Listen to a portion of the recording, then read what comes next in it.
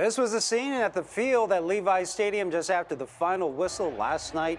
The 49ers secured their spot in the Super Bowl in Las Vegas after their dramatic come-from-behind victory against the Detroit Lions. Christian McCaffrey, George Kittle, and the rest of the team, that's Eric Armstead, they're also congratulating each other on the hard-fought win. Where does this rank in your career of games that you've played? Top. It ain't even close. It's special, but we've been here before. We're trying to get some other confetti. I was emotional about getting back to the NFC Championship. I'm even happier about getting back to the Super Bowl because we have some unfinished business there too. We plan on taking care of one more. Man, we at the top, you know what I'm saying? I'm happy to be going to Vegas, you know what I'm saying? Super Bowl again, so we finna party in Vegas for sure.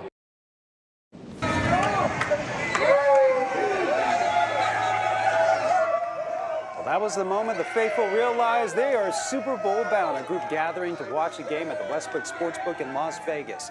And we'll have several crews heading to Las Vegas to cover the Super Bowl, starting with our very own Reed Cowan was already there. He was with the faithful in Sin City. Niners! NFC champions! Let's go! Super Bowl! Punch your tickets to Vegas. We are going to the Super Bowl, baby. Yeah! When it's happening, we're on fire. And it happened. Palo Alto's Michael Hensley wanted to be at the famous Westgate Sportsbook in Las Vegas, where the Super Bowl matchup against the Kansas City Chiefs will play out on big screens. There's just a different feeling in Vegas. It feels like you're in the action if you're not actually there. And and with the group of friends we had, I'm glad I'm here. This is the place where Bay Area football fans are expected to gather in record numbers if they want the Super Bowl experience without having to pay the price to see the game in the stadium. The Westgate letting people in for free. It's great to win money, cheer at the same time, and know that we've got other people that are cheering for you to win too, because they're making the same bets you are. This is kind of a wow, right? Oh yeah, absolutely. This place is awesome. All the screens and all the betting, and look at all the fans having a good time. Anthony Quadro took the flight from San Francisco, wowed by the screens and the cheering for the Dreams. He tells me it's not only about betting and the chest beating. He and Michael say it's about more than just a game. It's about seeing a room full of people come together. Yeah, there's so much division in the world and some polar opposites. Mostly, sports brings everyone together and gives you a kind of common bond, which is really what we need these days. I'll tell you, I don't care what side you're on, you know it's like a collective family. You're a part of something. They're a part of something. And Michael tells me he hopes the Niners taking the trophy lets San Francisco get a win too. All the things you hear about San Francisco are not necessarily true. Come visit yourself, find out yourself, because it's the most beautiful city on the planet, in my estimation. And we're going to see today that the Niners are the best team in the NFL. Oh, let's do it! And the celebrations happening all across the Bay Area, and our crews were out there with them. Lauren Toms was in the stands at Levi's Stadium with some of the faithful.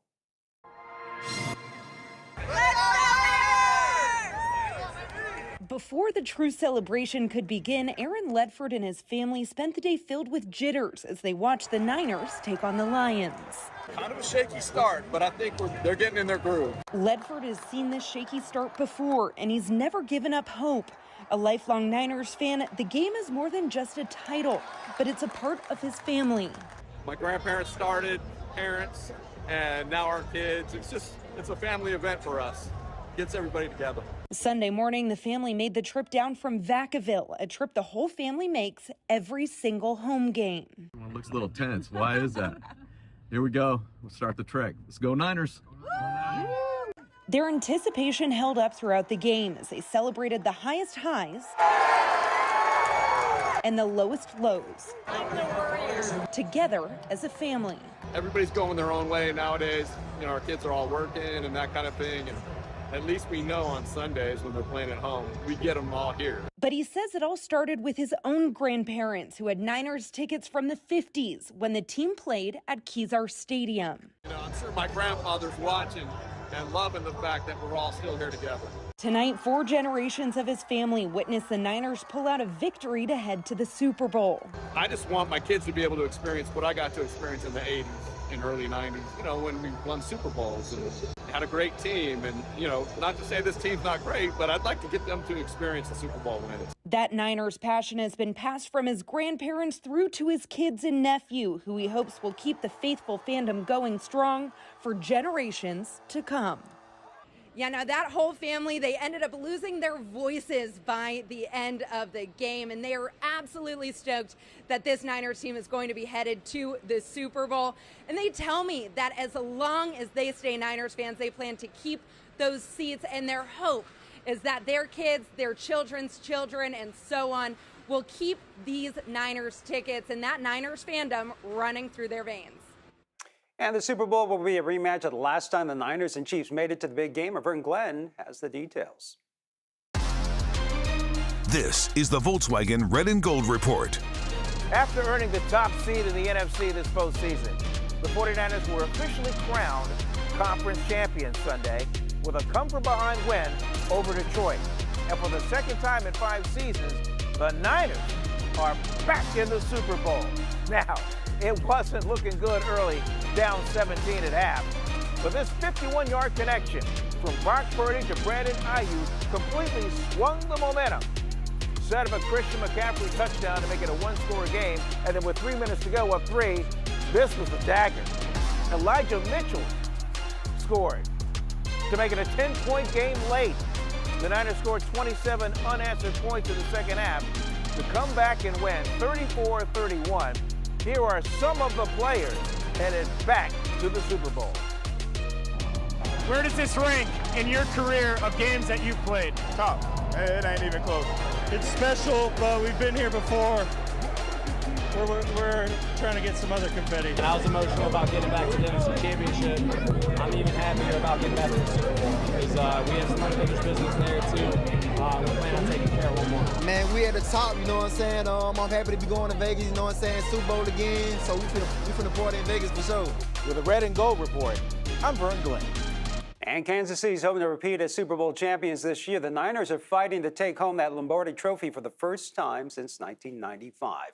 And if you're hoping to see the big game in person at Allegiant Stadium in Las Vegas, be prepared to share out some serious dough. Tickets on StubHub last night ranged from $7,000 to $34,000 per seat. On Ticketmaster, tickets were advertised for as much as $55,000. That doesn't include transportation or hotel. And if you can't make it to Vegas, we've got you covered. Best seat in the house. We are your Super Bowl station. You catch Super Bowl 58 on Sunday, February 11th on KPIX. You can also stream us on Paramount+. Still ahead on CBS News Bay Area, North Bay community trying to find a solution to end gun violence. The answers they got from 2 members of Congress.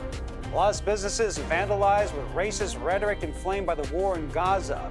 How law enforcement is now responding.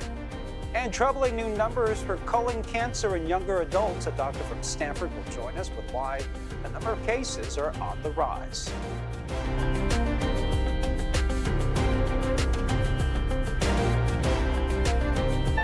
These are the stories that inspire us. This is where we're going to build all the bikes. Connect us. All right, guys. Drive us.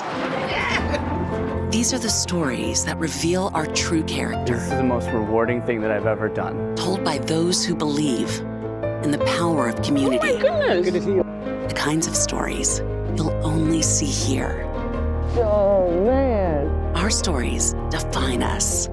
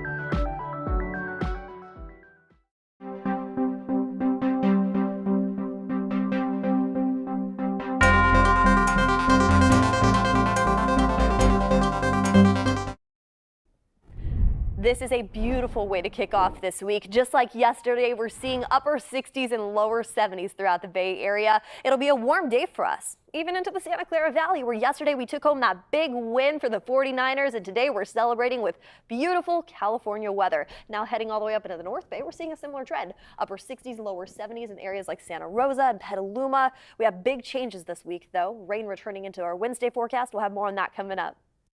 Well, according to the latest data available from the CDC, there were more than 48,000 gun-related deaths across the nation in 2022. Of those, more than 19,000 were homicides. Both those numbers are slightly down from the year before, but suicides reached an all-time high with 26,000. In Petaluma, 2 Democratic congressmen attended a gun violence forum. On top of that, John Ramos has that story. On a day when much of the Bay Area was focused on fun and games, in Petaluma the discussion was serious, deadly serious, as people gathered to explore the causes and solutions to the epidemic of gun violence.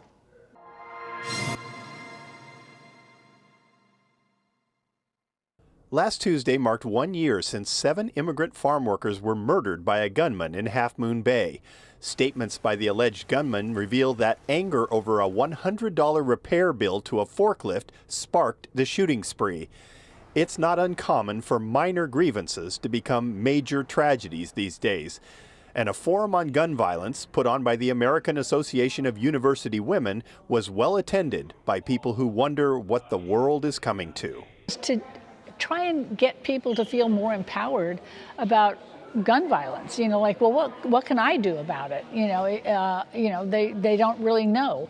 On the agenda was a law passed by Petaluma in 2022 and currently being promoted to other cities that requires people to lock up their weapons or face legal consequences if harm is done with them. It says if you have a gun, you need to keep it safe and out of the hands of the people who it's not intended for. So, out of the hands of an impulsive teenager, out of the hands of someone who's angry. But many tragedies occur among people who are depressed and looking for a way to hurt themselves. 50% of all suicides are accomplished with a gun. Access to guns actually makes it easier for people who are at the verge of a mental health crisis to actually commit that crisis and follow through on that suicide rather than call and reach out for help.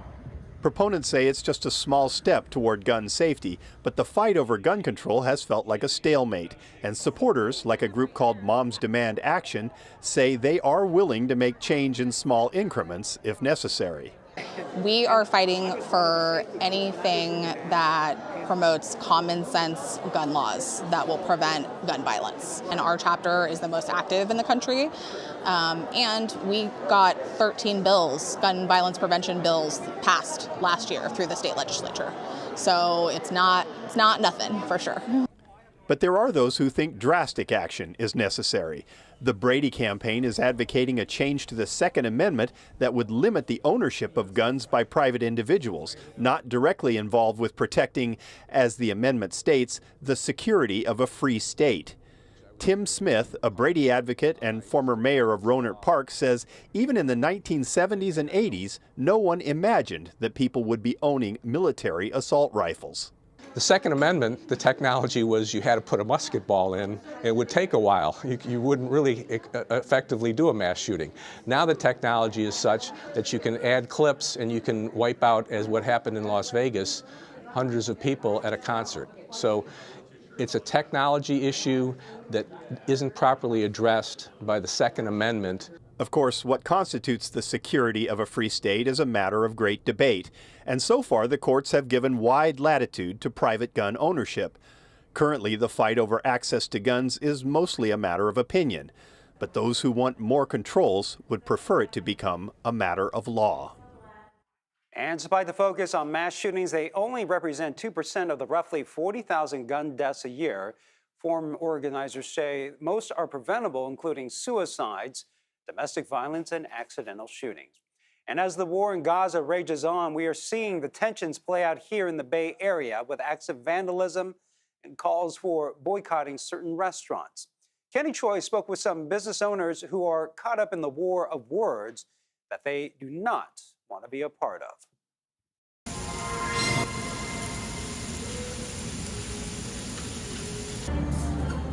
Old Jerusalem restaurant in the Mission is where Hajem Al-Muqdad found work as a Palestinian immigrant more than 20 years ago.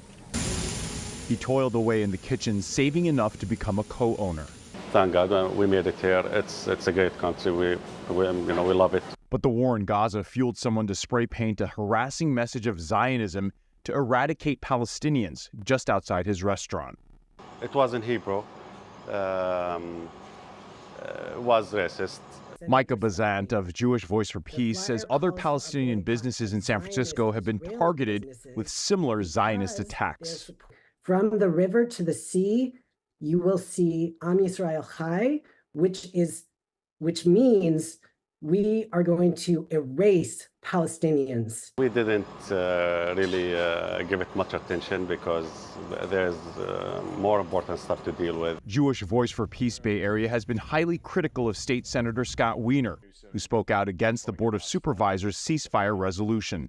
This is what these business owners have been facing week after week, and we're not seeing Senator Wiener speak out against that. But Wiener says he was never informed of the acts of vandalism against Palestinian businesses and wholeheartedly condemns it. The vandalism that we're seeing it's wrong, and it needs to be investigated, and the perpetrators should be held accountable. Wiener also believes recent calls to boycott certain Israeli-owned businesses are wrong.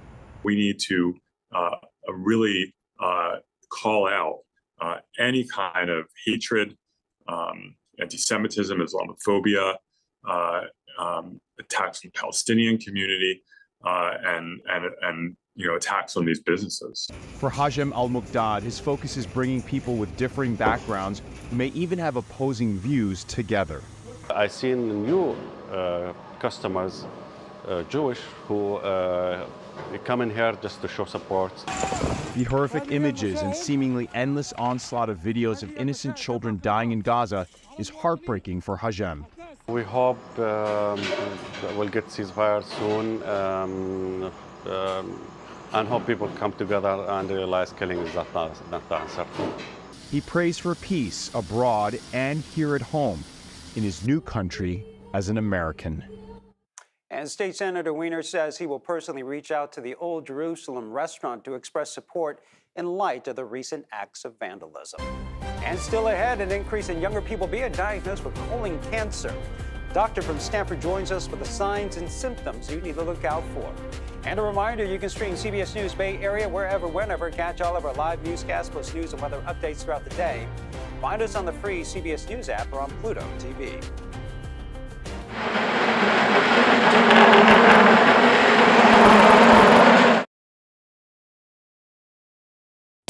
This is Pix Plus. More of what you want, more often.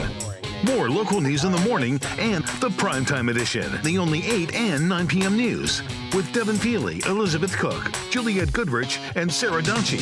Groundbreaking original storytelling from the KPIX newsroom. Plus Bear Politics, Project Earth, and weather like you've never seen. The primetime edition. Weeknights on the new Pix Plus. 44 Cable 12.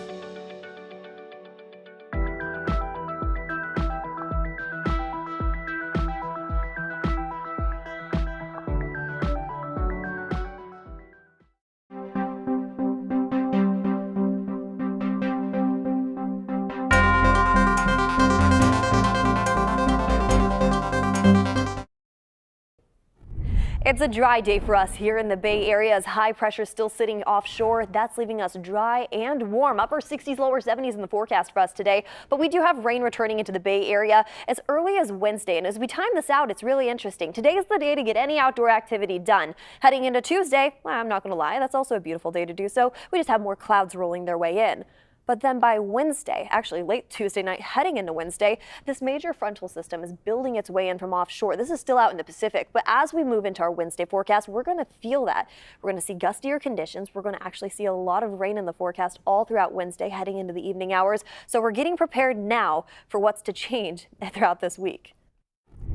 Well, the overall number of cancer deaths is on the decline, but the number of cases are on the rise. And according to the American Cancer Society, they're being diagnosed at younger ages. Colon cancer is now the leading cause of cancer deaths for people under 50 among men, ranking second for women. And Dr. Curtis Chong is a clinical assistant professor of medical oncology at Stanford. So, doctor, thanks for joining us. But first, what is behind this rise in cancer cases? Yes, so thank you so much, Ryan, for the opportunity to be on and to raise public awareness about this issue.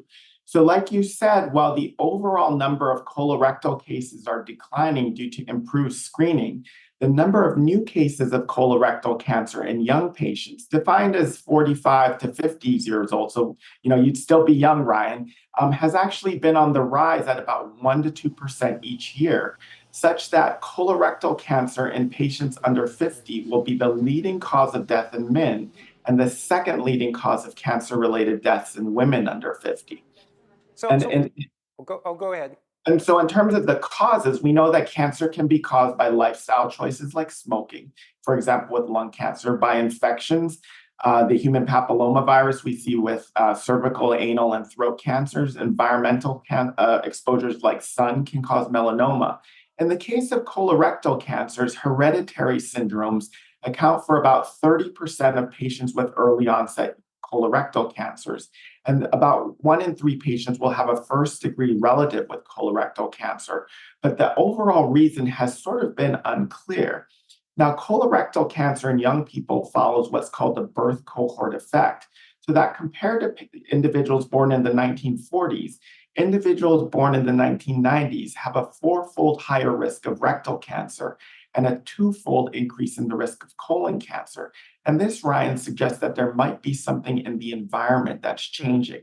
Could this be smoking, consumption of red or processed meats, obesity, consumption of sugar-sweetened beverages? We don't know. What we do know, Ryan, is that exercise and a plant-based diet, along with screening, can reduce the risk of colorectal cancer. So with that said, the screening for colon cancer used to be at 50. Now it's 45. I mean, should we be even lowering that age? Yeah, so that's a really good question, Ryan. And my hope is that as we have more non-invasive tests to detect colon cancer, such as multi-targeted stool-based DNA testing, that more patients will be able to be screened earlier.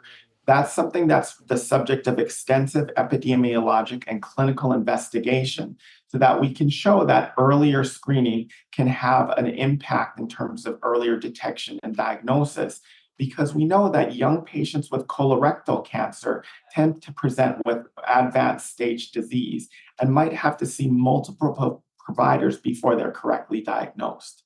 And so what are the signs, what are the symptoms of colon cancer, especially in the younger folks? So that's a great question, Ryan, and we want to raise awareness of this situation.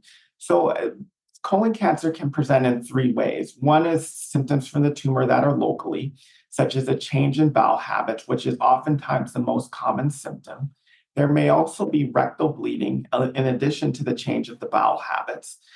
You might have the sensation of a mass in the colorectal system or an iron deficiency anemia.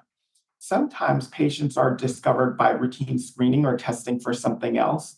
And in the worst case, patients may present in an emergency fashion with intestinal obstruction, perforation, or rarely GI bleeding. And I got my colonoscopy last year. Explain to people that the process, it sounds bad, but it really isn't that bad. Yeah, so I had my colonoscopy when I was 45. the prep, it's like having a little bit of food poisoning, but the actual procedure yourself, they give you medicine and you wake up and it's like, I did not feel anything at all. And I was back to work the next day. The main thing, especially in a young person, if you're busy, you have a career, you do need someone to accompany you to the appointment, and you do need to take time off work. So I completely sympathize with how it can be in a young person, to get this screening, because we know that young people might not have primary care physicians, they might not be able to take time off work, and that's why I'm hopeful that new testing, like say the Cologuard or stool-based DNA testing, can assist. Well, definitely take the time, get tested. It's not as bad as people think, but it does take some time. So Dr. Curtis Chung, always good information with Stanford Health. Thanks for joining us. Thank you, Ryan, so much. Have a good day, and thank you for raising awareness. Yeah, thank you, sir. Thank you. And coming up in our next half hour on CBS News Bay Area, celebrations all across the Bay Area as the 49ers roared from behind to defeat Detroit last night. How some rowdy festivities in San Francisco got police involved. And our countdown to the Super Bowl is just getting started, where the newest merchandise just went on sale.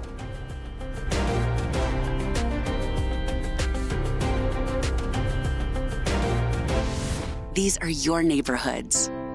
This is your world. CBS News Bay Area. Still ahead on KPI. With Juliette Goodrich. And the CBS Evening News with Nora O'Donnell. Taking you to the day's top stories. Smart, comprehensive coverage, and immersive weather like you have never seen it. Join Juliette Goodrich and Nora O'Donnell, weeknight 6 to 7:30 on KPIX.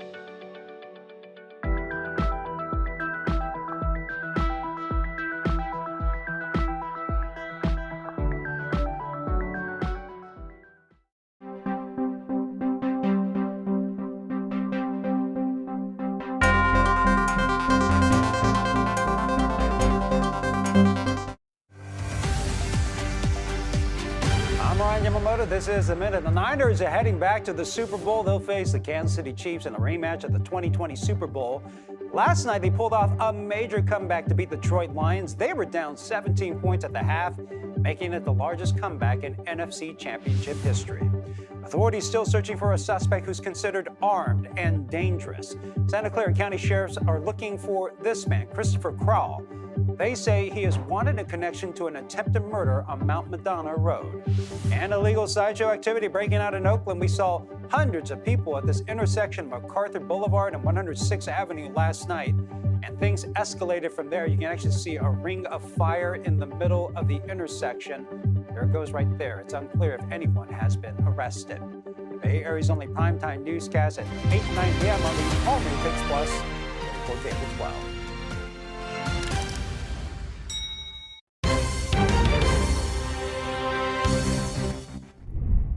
This weekend, a warm front approached us here in the Bay Area, leaving us yesterday with daytime highs in the upper 60s, lower 70s. We not only felt it, but we saw it too. This mackerel sky you see behind me, this is a photo sent in from one of our viewers up in Napa last night.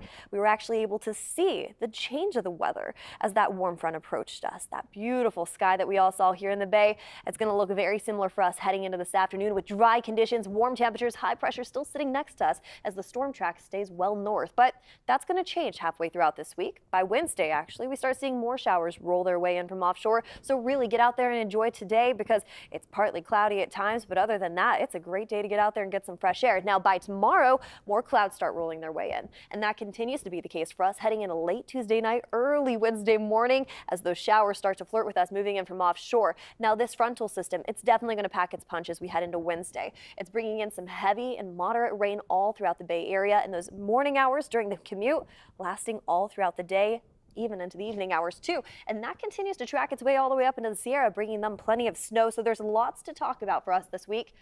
Let's take it a step back, though, and talk about today again, because today is beautiful. Upper 60s, lower 70s in areas like Santa Rosa, down into Oakland, across the Bay Bridge, into San Francisco, and all the way down into the Santa Clara Valley, where yesterday we took that big win, that big California win with our weather here. Oh, it was such a treat for us for that 49ers game as we get ready for the Super Bowl. Here's what's happening as we head into the next couple days. The California weather that we have, it's ever changing. And as we head into this week, we see these upper 60s and lower 70s turn into low 50s actually and upper 40s as early as Sunday. So we have rain a couple times this week. Wednesday into Thursday into Friday morning. We dry up Friday afternoon. We gear up for more rain Saturday night heading into Sunday. We'll keep you updated on that forecast all throughout the Bay Area. Well, if you're still exhausted from last night's Niners game, you're not alone. The Niners pulled off an epic comeback against the Detroit Lions. Fans flocked to the Mission District in San Francisco to continue their celebrations, but as our Dahl Lim reports, police were standing by to make sure the festivities did not turn destructive. A small crowd here in the Mission District celebrating this big win. Now, a lot of folks were congregating near the intersection of 24th Street and Treat Avenue. There were a few fights, but police were able to handle it pretty quickly. The celebration turned violent for some fans. Our camera captured a few fights in the Mission District. Police had to break up the fights. They detained 2 young men in this incident. But before the trouble, fans dancing and waving 49ers flag in the Mission to show their love for the red and gold. They're too happy to go home or go to sleep. Earlier, many of them watched the NFC Championship game in sports bars and restaurants. About 100 fans packed Rudy's Sports Bar. The atmosphere felt like a mini Levi Stadium. Die-hard 49ers fan Matthew Dick brought his whole family here. This is what we came for! We're red hot right now. This is absolutely optimism. And everyone's feeling it. The energy's amazing. But it was a story of 2 halves. The Detroit Lions got off to a fast start, and their fans were celebrating a 17-point lead. 49ers fans like Matthew were pretty quiet and nervous. There's a lot of game left. We all have high hopes. What are we doing? We're better than that, and it's in our house. But things turned around in the second half. The Niners scored and got closer. The fans got their energy back, and they got loud. And when the 49ers came back to tie the game, fans erupted in joy. It's a release. It's a lot of screaming and celebrating and high-fiving. It's a huge release. As the 49ers went on to take the lead, fans went wild in the sports bar. Strangers became quick friends. They hugged, high-fived, and jumped up and down. Lions fans were disappointed. This is typical Lions. Even when you're up like 40 points, you still think you're going to lose. 49ers fans know that feeling well. But this year, they're moving on, Super Bowl bound. That was the best game I've ever seen. That was incredible. I can't wait to go to the Super Bowl. That was amazing. And the faithful also gathered to watch the game at a sports bar in San Jose. Just like many others, these fans were on the edge of their seats, riding a roller coaster of emotions. Now we're turning our attention to the Super Bowl 54. It's a rematch of 2020. The Niners taking on the Chiefs, and fans are hoping for some sweet revenge. Honestly, it's been a long time coming. Ever since we got to the bowl against KC and we lost, I just knew that we had to do it, and this was our year. We felt it. So how do you feel about that rematch then? Not worried at all. We got it. It's our time. It's destiny. Niners are heading to the Super Bowl for the 8th time in franchise history. They're hoping for their 6th Lombardi Trophy. Bay Area 49ers fans eager to get their hands on T-shirts and other Niners merchandise. Our Sean Chitness reports from Dick's Sporting Goods in Daly City. Well, there should be something for everyone here. Plenty of options like these awesome tumblers for you to keep your coffee warm in the morning. There are, of course, hats, including this beanie with the Super Bowl logo on it. So plenty for you to get here at this particular store in Daly City. We were able to catch up with some of those fans who were showing up even before the store opened at 7 a.m. They likely had a long night cheering on the 49ers on Sunday, but they made sure to get here before work and not only shop for themselves, but for loved ones as well. What looks good to you? Well, you know, I really like the all-in, but with my job, I would have preferred it in red.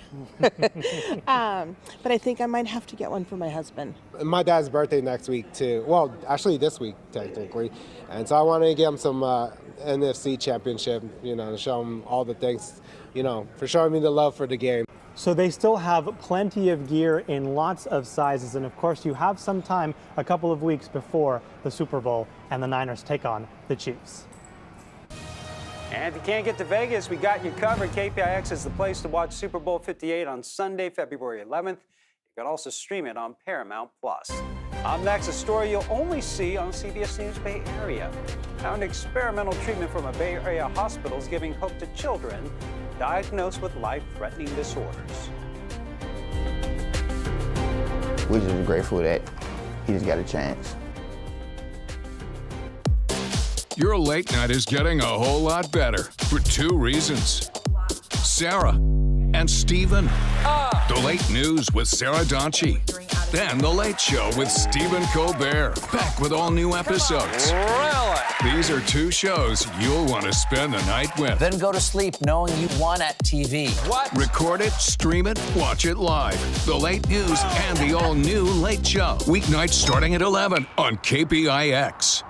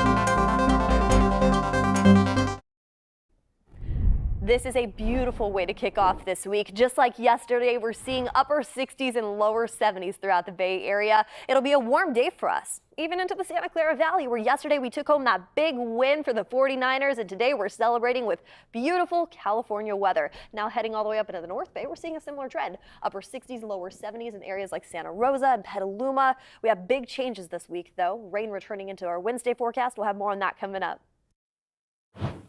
Well, now to a story you only see here on CBS News Bay Area. For parents-to-be, receiving news that their child will be born with a life-threatening genetic disorder is terrifying. But thanks to a medical team at a Bay Area hospital, there is amazing new hope. Our Julia Goodrich has an exclusive look at saving baby Ryan. Meet little Ryan. He's a one-year-old bundle of joy.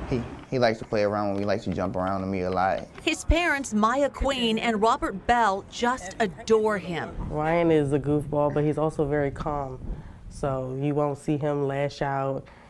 Like on the plane, he was well behaved the whole plane ride. A plane ride that brought the family from Washington, D.C. to the San Francisco Bay Area. Their destination, UCSF Benioff Children's Hospital. Why here? Well, Ryan has Hunters, and we are a part of a clinical trial. I hope that he can just be normal like any other child. Before Ryan was born, a prenatal screening revealed he had a genetic disorder known as Hunter syndrome. Maya's little brother has it. Hunters runs in my family.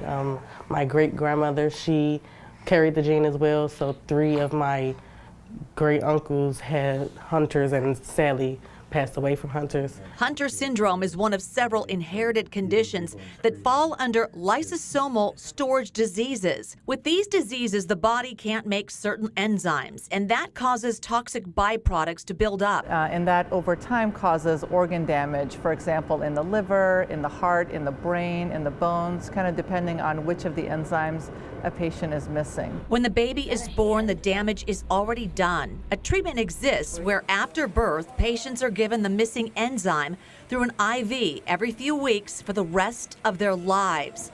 That got UCSF doctors thinking. You know, if you have a disease and there's a medicine for it, you wouldn't ordinarily wait many months to take the medicine, you would take it right away. And so that's, you know, at a simplest level, that's what we're trying to do. Dr. Tippy McKenzie is a pediatric surgeon at UCSF. She thought, why not give the enzyme treatment earlier, before birth, to the fetus? In lab mice, it worked. For birth, what we found in our experiments was that the enzyme could actually get into the brain, into the cells that actually need to make the enzyme. And so we're hoping that that can improve outcomes. UCSF then got permission to begin a clinical trial on pregnant women. Maya and Robert were the first to sign up. In 2022, they came to UCSF when Maya was pregnant with Ryan. I was more worried and cautious because I've heard several things about different trials and what could happen, what couldn't happen, but it was something about this in particular trial that gave me hope. This is amazing that we're really delivering the medication before birth. Dr. Juan Gonzalez Velez is a maternal medicine specialist at UCSF. He delivered a series of enzyme treatments by inserting a very thin needle into a vein on the umbilical cord connected to Ryan. So we do it in the operating room under sterile technique and under ultrasound guidance. The couple then returned to the East Coast where Ryan was born. Now, for the very first time since birth, Ryan has returned to UCSF for a checkup. His first stop, UCSF Benioff Children's Hospital in Oakland. So far, so good. Went very well. He's a really normal appearing 1-year-old. Then a trip to UCSF in San Francisco, where the doctors examined Maya, but they were wowed by the little boy. Oh, he's doing amazing. It seems to be meeting all milestones. It was just so incredible to see Ryan, who, you know, we only knew from his fetal ultrasounds, to actually, you know, be this growing, thriving 1-year-old child. While it's too soon to draw any long-term conclusions, Ryan's already a superstar. We're just grateful that he just got a chance early on. A chance to live a more normal life. I would rather give him a fighting chance than to just sit back and watch things happen. And pregnant women from around the world have signed up for the trial. For more information, just go to kpix.com. Well, coming up before the Super Bowl, there's another big event happening on KPIX. The Grammy Awards are next weekend. We got to look at the Bay Area artists up for awards.